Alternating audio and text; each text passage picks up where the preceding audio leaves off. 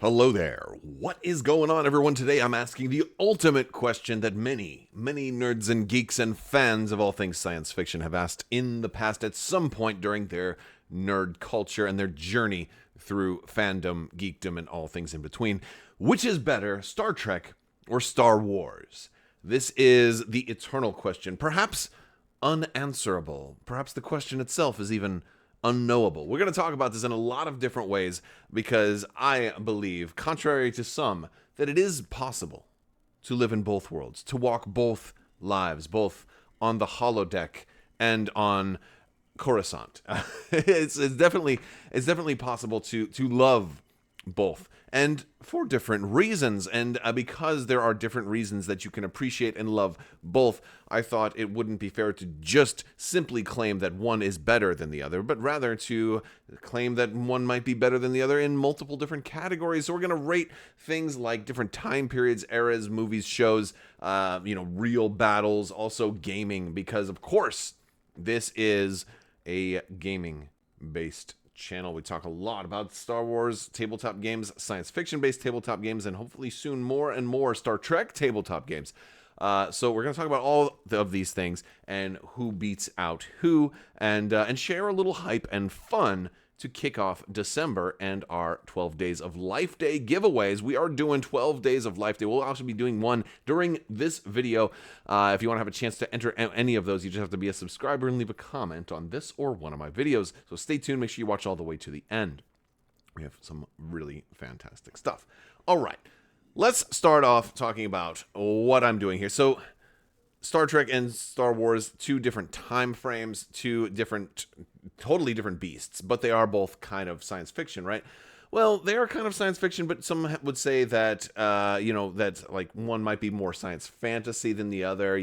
Star Wars is largely more fantasy. Star Trek is more science fiction. Star Trek is a little bit based on science, a little bit more heavier on the science fiction with a capital S. Whereas Star Wars is a lot more about the Force and the mysticism and the fantasy of it all. But they both have a lot of things in common. You have a lot of spaceships, you have space battles, you have, of course, interstellar travel, and they definitely have science aspects to them. But the bigger thing is like how they travel through multiple star systems at normal speeds. So whether it's going to warp, which is kind of like a type of folding space, or entering into hyperspace, which is like a whole different dimension, where it's a very kind of gray area to me that, at first I thought it was just like magic, and then all of a sudden there's hyperspace routes and mappers, and then if you go into the High Republic and all of that, it gets even deeper into it. So very, very interesting stuff going on with with all of the way they travel. But that's not really where I'm trying to look at who's better. The first area I want to look at, where do we win, is according to, I've kind of broken both Star Trek and Star Wars into three different time periods: the old, the middle, and the new. So I want to talk about the old first. So the old, we've got the original trilogy for Star Wars. Now, I'm sorry if you were alive when these came out, much like me. Well, I was at least alive for some of it. We're getting old, right? But even older than this is the classic Trek. Kirk and Spock in the original series.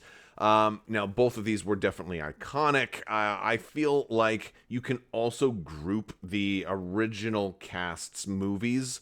So Star Trek: The Motion Picture, Wrath of Khan, and all of those films. Everything up until Next Generation and their films. Although there is a little overlap there. That's kind of where I'm drawing the line for like classic Trek. And then, I'm considering the original trilogy to be classic Star Wars. So Star Trek has points here because it's obviously got more content. You've got lots and lots of episodes. You've also got 7 films. Was it 6 or 7? I don't know if you count Generations because Kirk is in that. But you got multiple. I'll say we got multiple films and some very, very great ones. But I'm giving the edge in this case to Star Wars because the Star Wars trilogy, with just 3 movies, it made a huge impact, and of course started everything for so many people. I know Star Trek was first, and Star Trek had more content, and that certainly counts. Again, one doesn't have to totally beat the other for everybody, but since I'm creating the video, I'm giving you my opinion, and this first round goes to Star Wars because, dude, it's the original trilogy. I mean, and again, I do a lot of Star Wars stuff on this channel. This channel is more of a Star Wars channel than a Star Trek channel. Hopefully that balance might kind of balance out again at some point in the future, but for the immediate future, it's still going to be very much a Star Wars channel. So maybe I'm a little biased with my opinion there, and I think that that's okay. I'd love to hear from you guys in the comments section if you disagree on this category or any future categories. Let me know some of your thoughts. And trying to keep it respectable too, because again, we're all friends here. You can like both. I definitely enjoy both. All right, let's move on to the middle era. The middle era. Okay, now for Star Trek, this is going to involve Next Generation, Deep Space Nine, and Voyager. For me, we're going from like 87 all the way up through whenever Voyager ended, the late 90s, or was it the early 2000s when Voyager's last season? So that's what I'm calling the middle era, because those three shows they all had a little overlap with each other. Also, we have the middle era for Star Wars, which is, I'm going with the prequel trilogy in this point. It just fits. It happens to be the prequels. It happens to be the second of three trilogies, so it just happens to fit very, very nicely in that trilogy sandwich right in the middle. We could also include the Clone Wars, at least the original, like the first 5 seasons, or up until Ahsoka kind of leaving the Jedi, or like the original where they kind of wrapped it up before, everything prior to the Disney buyout. All right, so when everything was, not Disney yet. So that's where I'm kind of putting the bookends for the prequel trilogy. Now, I think there's going to be some bonus points that go towards Star Wars here, because they have more content, similar to how Star Trek had a little bit more content. If we are counting, if we're counting both the fact that we have movies and, no, actually, I think Star Trek wins that too, because Star Trek also had movies, because Next Generation started doing movies. And so maybe they're kind of even. There was probably a lot more Star Trek episodes than Clone Wars episodes. So actually, Star Trek might get them more content as far as number of episodes. But Clone Wars, I think, it gives them some points. And the point is, I wanted to give Clone Wars some points that it filled out the prequel trilogy. If you were around when the prequel trilogy first came out, it's been through some ups and downs. You had the Jar Jar Binks stuff. You had, a lot of controversy over like the lines of, you had Natalie Portman, who's a world-class actress, and she had this, Anakin, you're breaking my heart, and like all of these, like some of these weird just lines that, there was no way anybody could have delivered them really well. The writing wasn't all that great. The whole trade disputes, that was boring for Star Wars when Star Wars was super exciting before, all of that. But over time, the prequel trilogy has sort of evolved and metamorphosized into something that's a lot more beloved. The Clone Wars played a big part in that. Time played a big part in that. A lot of young adults these days kind of grew up with the prequels as being their first introduction into Star Wars, and so it definitely evolved. Whereas I don't think Star Trek The Next Generation had the same, but they had some similar stuff. So when Star Trek The Next Generation was first coming out, there was some fan blowback on, like, they're not going to be able to reinvent the wheel. They shouldn't remake, classic Trek, and it wasn't kind of initially received super warm by all the fans, and until it started coming out. It was a little rocky in its first 2 seasons, and it started to hit its stride around season 3. Seasons 3, 4, and 5 were kind of really, really kicking butt. And so, like, Next Generation had just an amazing run, and is hailed by many as the best of all Star Trek, which then kind of paved the way in Deep Space Nine, which is my personal favorite Star Trek, one of the greatest series of all time, Star Trek Deep Space Nine, and then moved into Star Trek Voyager, which also had some mixed bags. Not my favorite, but it gets better with time and repeat watchings, and there was definitely some, writing things that I wasn't super crazy about, but then you also had the Next Generation starting to do some movies. The movies were just kind of okay, but these are great. So we've got some kind of interesting balance between these two, but I have to give the middle era to Star Trek because Next Generation, Deep Space Nine, on a whole, or at a whole nother level for me. They were informative for my youth. I remember watching these when they were live on the air and not in syndication. They were just like brand new episodes, and it was magnificent. And they rewatch really really well. Not all of the episodes, but most of it ages really well and is a really good watch. Especially when you get those epic Picard speeches. Patrick Stewart is just an absolute force. Actually, all of them are great, but Deep Space Nine is really what just completely wins it for me. The space battles, and I think Deep Space Nine is one of the things that made me love games like Star Wars Armada, which is my favorite game of all time, because of the Dominion War and all the different classes of ships and the way that they were just, made. I love Star Trek's space battles, and these were heavily featured in this era, especially in Deep Space Nine. So middle era definitely goes to Star Trek. Now we're going to go into the more modern era. Now we're talking about, it's going to start with a bit of a bump because the modern era has a lot of stuff. We've got new Trek, we've got new Star Wars. It's kind of started with Disney buying Star Wars, and we had the sequel trilogy, which was not met with as much fanfare as I think people were kind of hoping. You had Episode 7, which was just kind of like lukewarm, and people were like, well, okay, it was all right, but it felt just like the first Star Wars. And then Episode 8 come out, and some people loved it, some people really hated it, and Episode 9 was just like, that didn't even make any sense. Well, what is going on? And like, what? That's all I can say for 9. So the sequel trilogy didn't hold up as well, and because again it was just all over the place.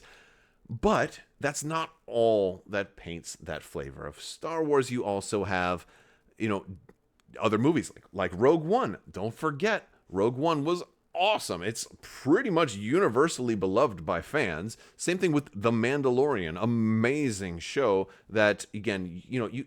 Obviously, with all of these shows, you're going to have somebody in the comments is going to be like, actually, I didn't like Rogue One. That's fine. But a lot of people did. Same thing with Mandalorian. A lot of people like that. Now, some people are a little more divided on other shows like Obi-Wan Kenobi and things like that. Although I think for the most part, they've all been, pretty well received. But, you can nitpick about all of these things. But there's been some real high points and a couple of low points. Now, conversely, on the Star Trek side, we've got some interesting bits. We have some. We've got so many different shows that Trek has come out with.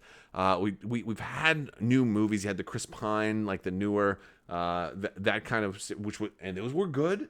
The first one was really really good. And they kind of second one was good, and the third one was all right. So like those were okay. We started to have like Star Trek Discovery really kind of launched what I kind of think of as the modern era for Star Trek. Discovery was kind of a mixed bag when it launched because it was like, hey, watch this first episode, it's cool, but you watch the rest, you have to watch our paid streaming service, which again, that's the same thing that Disney did, so not a big deal there. But some people didn't like that at first. But then I started watching Discovery, started to like it once I got into season 3, I was like, okay, I'm really liking this show now. It wasn't my favorite to begin with, but I'm starting to like it. Then they announced Picard. That was like, oh my gosh, they're really doing it. They're bringing TNG back, and only to find out they weren't really bringing TNG back. And Picard was okay and had a really bad season 2, but then, oh my gosh, in season 3, they stuck the landing and made an amazing season 3. And so that really gives a lot of points to Star Trek, that third season of Picard. By the way, if you're going to watch it, skip the first 2, just jump to the third season. It's amazing. Or you can watch the first 2 if you really want to. They're not super terrible, but they could have been like one episode of TNG or something like that each, instead of like 10 episodes of, really drawn out story. You also have Strange New Worlds. Really cool show. And the surprise hit, Lower Decks. I really like both of those. I didn't expect to like Lower Decks because it was so kind of like Rick and Morty-ish, and I swore I was never going to watch Rick and Morty, and then I finally did one day, and I was like, oh my gosh, this is brilliant, and also super crass, but also brilliant. Wow. So anyway, Lower Decks, love it. Strange New Worlds, really good. Like, reminds me of like classic Star Trek. And I mean, do we consider the Orville as part of newer Trek? Probably not. It's also really good. Anyway. So Trek's had some hits and misses, but I think I'm giving this sequel or the current modern era to Star Wars largely because of the super high points like Rogue One and The Mandalorian were just so excellently done. Especially like, I'm going to just say Mandalorian Season 2 finale, for example. One of my favorite moments in my adult life of like sitting in front of a TV screen at home with my family as tears are running down my face. It was magnificent, and I felt like a child again, and it was wonderful. And like, that's like one of these moments that I'm going to remember for a long, long time. And it's had plenty of other great moments, but that one in particular was beautiful. So I'm giving the modern era of these two Star Wars. But that's not all there is. There's also the question, who would win in a fight? Star Trek versus Star Wars, right? Now that's a tough question. It's a very tough question, because there was for a long time, and I'm going to just say I think Star Trek would win. You know, if you had like, it's a tough, it's hard to frame it. Here we go. Here's why.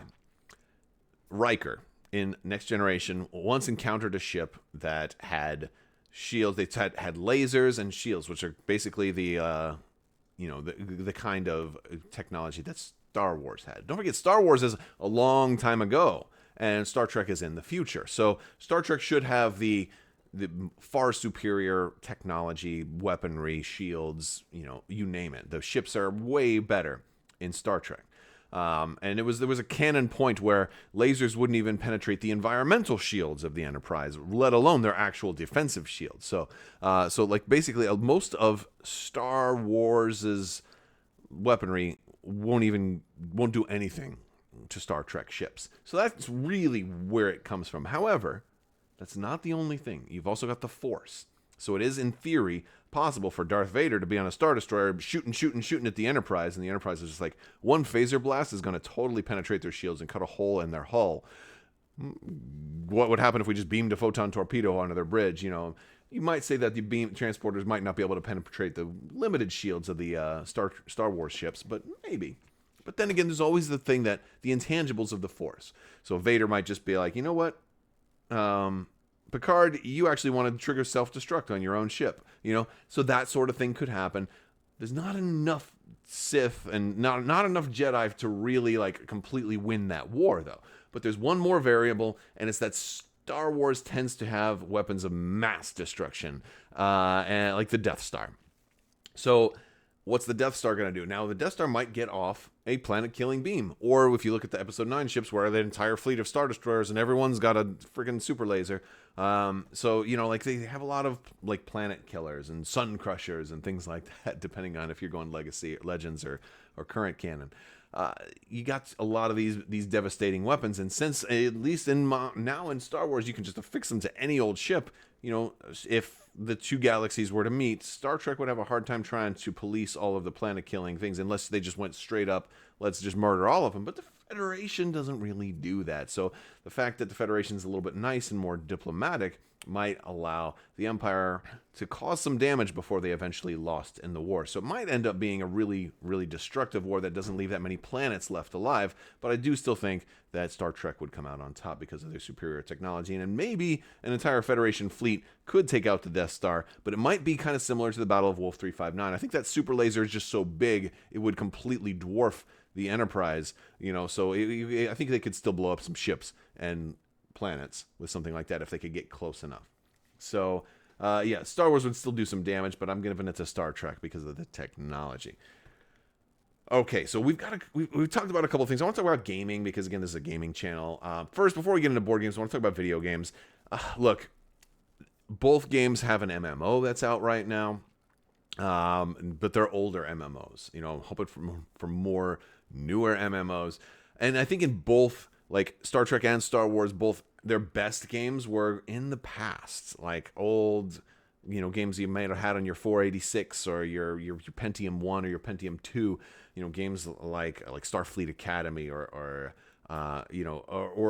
Bridge Commander, one of my favorite Star Trek games of all time, or X-Wing versus TIE Fighter, and a lot of those, classic Star Wars games. A lot of the older games were really great, and they don't kind of make them that way anymore because the new formula for making games hasn't really, done a whole lot of favors for Star Trek or Star Wars. But I think Star Wars has had the more successful games with like the Jedi Fallen Order games, the Battlefront games have been okay. I'm not super crazy about them. But I think Star Wars is probably going to win it for video games right now, although Star Trek does have some new games coming out periodically. A lot of them are like on mobile and have, I just bought this other one that was like a Stellaris mod but with Star Trek, but it was a Star Trek game, and it's just like, I don't know. It's not really, none of them are really working super well with me. At least the Star Wars games I can complete and finish them, but I still haven't had either one of these franchises deliver a home run on a game, on a video game for me in a while. Star Wars Squadrons was probably the closest one. That one was kind of satisfying, but it was really just a kind of a test. So I kind of give a narrow margin to Star Wars on it, but I kind of want to just call this one a tie because none of them have really been satisfying for me. So I'm going to just give this one a tie. Now we're on to board games. And this is where Star Wars is going to really kind of win, at least for now. We've got some of my favorite games of all time. X-Wing started this whole channel. Star Wars Armada, of which I'm wearing the shirt. By the way, shout out to my friend Bernie, whose girlfriend was making shirts, and he brought these to our recent... he was just giving away shirts that his girlfriend made for it, because a lot of us all play Star Wars Armada, and he was just... out of the goodness of their hearts, they were just giving away some shirts. So very, very cool stuff. And, very cool. So thank you, Bernie, and thank you to your girlfriend for making these awesome shirts. But yes, X-Wing, Armada, the new game Star Wars Shatterpoint, and games like Star Wars Legion. These are amazing games that are just really, tickle my fancy. Exactly what I'm looking for. As a matter of fact, that's 99% of what I talk about on this YouTube channel are games like these. So obviously, Star Wars is going to win the tabletop gaming. My favorite board game of all time, Star Wars Rebellion. But that's not to say that Star Trek doesn't have some good tabletop games. There's Star Trek Ascendancy, which is a great one. Recent one that we covered recently, Star Trek Away Missions, which is interesting. It's like it's got a lot of potential, but it's got some mixed reviews, mostly because of the Borg that come in the core set are kind of underpowered and like harder to play, so that didn't feel like the core set was as balanced. But there's other factions and there's new packs that I still haven't gotten to try out yet. So this one's definitely got some potential, but while it is pretty interesting and does some cool things, it still doesn't really compete with a game like Star Wars Legion for me, because, well, it's more of a board game than a war game, even though it's kind of got that little bit of a skirmish kind of feel to it. It's definitely a board game. But where I think Star Trek is getting ready to hopefully have a much bigger slice of my pie and the brain pie of my tabletop gaming brain. It's a brain pie now. I'm just is Star Trek Into the Unknown by WizKids. If you've been following me for a while, you've heard me mention this a couple months ago when it was first kind of teased. We're getting closer to that hopeful April release date when Star Trek Into the Unknown is coming out. I'm hoping to have a review copy next year before this comes out to look at, like kind of like a little preview kit, and who knows what other goodies, what kind of support we'll get from WizKids. But so far in the past, they've been pretty cool, and I'm very eager to look closer into Star Trek Into the Unknown. This is going to likely be the Star Wars Armada kind of itch scratcher, since they're not really making much for Star Wars Armada. You're getting Star Trek Into the Unknown. The ships are going to be pre-painted. They're gorgeous. They're on big stands, and you're going to have a little bit of kind of like an episode of Star Trek where you're doing some scans, and it's not necessarily just kill the other person. There's like some missions that you may have to do also, and also possibly and likely some combat. But you're getting these starters that are going to come with 3 ships per faction. So it's going to be, I think it's going to MSRP for $150, which is really not bad if you think about like the Armada core set that's like $100 and only has 3 ships. This one's going to have 6 ships for only a little bit more, and especially with inflation and everything like that, this is incredible. And they look really cool too. Plus there's Dominion ships and stuff, but I love that they're mixing my 2 favorite Star Trek series, and that is their Next Generation, with having a Galaxy class, and then also the Stargazer, which was Picard's old ship, and then also Deep Space Nine, having the Defiant there. Very, very cool, and it also slices into my happiness factor. Just coming up with these analogies that sound weird to me, like my brain pie and my happiness factor. But the fact that you've kind of got a large ship, a medium ship, and a small ship, like you've kind of got a lot of the building blocks and the things that where Armada really scratches that tactical itch, that fleet junkie itch, this Star Trek Into the Unknown seems like it's going to be doing a lot of that too. So I'm very excited about this game, and I will be talking more about it in the future, which is very, very cool. So before we wrap up, we are doing Life Day giveaways all month long. The first one starts right now. Today's giveaway is going to be a gift card to Imperial Terrain. If you guys are not familiar with Imperial Terrain, they make amazing terrain for modern tabletop games. A lot of STL files. So this is going to be an STL gift certificate. So for all you 3D printers out there, head over to Imperial Terrain. I'm going to have a link down in the video description below. They have amazing terrain. I've previewed some of it. I'll put some links at the end of the video too, so you can see some of their awesome stuff. It's very, very cool terrain. If you are a 3D printer yourself, you can do that. If not, there are some options to get things printed as well. They have partners and things like that. The latest is the Pirates Outpost. This is a really, really busy and dedicated system that works for a number of different games. Now, what I really like about this, first off, it's definitely drawing some inspiration from Jabba's palace, the Return of the Jedi opening scene. Right, you've got that sand barge in there. You've got all these different platforms. You've got upper, lower levels, a lot of ladders that go in here. What's beautiful about this is a type of set that will work really well for a game like Star Wars Legion, but also work exceedingly well for a game like Star Wars Shatterpoint. And that is really the beauty of it. When you have a game that terrain is going to work in this game or another game, I think you have a really winning kind of compatibility set of terrain, and that's what they have going on here. It's very cool stuff, and I want to thank Imperial Terrain for offering to sponsor this first giveaway. And so today's winner is going to win a $50 gift card to Imperial Terrain for STL files, and today's winner is Grants565. Congratulations, Grants565. Go ahead and shoot me an email at mailcrabbok@gmail.com, and we will get you squared away. You have 30 days to claim this. If not, this is going to roll over into Patreon giveaways, as are all of the 12 giveaways we do this month. Anything that goes unclaimed after 30 days, we're going to offer it up to patrons. So that's one of the extra little benefits that patrons will get. So congratulations, and a big thank you to Imperial Terrain. Thank you for supporting the channel and for being longtime friends of the channel. These guys are fantastic, so definitely check them out. Links in the video description below. If you didn't win, don't worry. Make sure you subscribe, leave comments, let me know some of your thoughts on Star Trek versus Star Wars. Do you love both? Do you love one more than the other? As a whole, I do love them both. I think I really like Star Trek a little bit more. There's just not enough gaming and media and things that there's not enough itch scratching. I feel like I wish like Paramount or whoever is able to do more with Star Trek would be doing more. And I'm really glad that WizKids has Into the Unknown coming out, because I want more stuff like that. I want lots more stuff like that because it's super fun and super cool. And I want more video games like that.